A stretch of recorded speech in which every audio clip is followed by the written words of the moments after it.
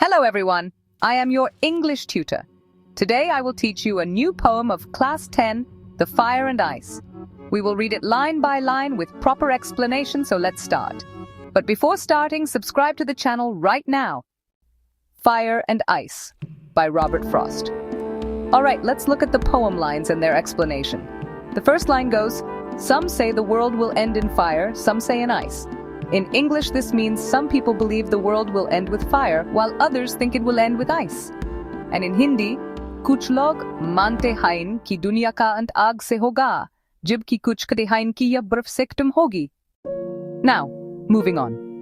The second line is, "From what I've tasted of desire, I hold with those who favor fire."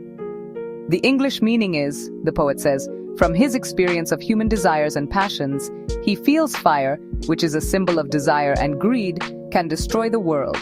In Hindi, कविता है कि उसकी समझ के अनुसार मानव की इच्छाएं और लालच जो आग का प्रतीक हैं, ही दुनिया को खत्म कर सकते हैं.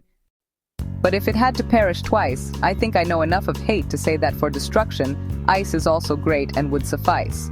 So, what this means in English is, but if the world were to end 2 times, the poet thinks hatred, which is symbolized by ice, is also strong enough to destroy the world completely. Our Hindi में इसका मतलब है, पर यदि दुनिया 2 बार खत्म हो, तो कभी मानता है कि नफरत, जो बर्फ का प्रतीक है, भी उतनी ही ताकत रखती है कि दुनिया को खत्म कर सके. अब हम लोग इसका थीम समझाते लेते हैं, okay? Pay attention, question can be created from this line, which I will teach you, okay?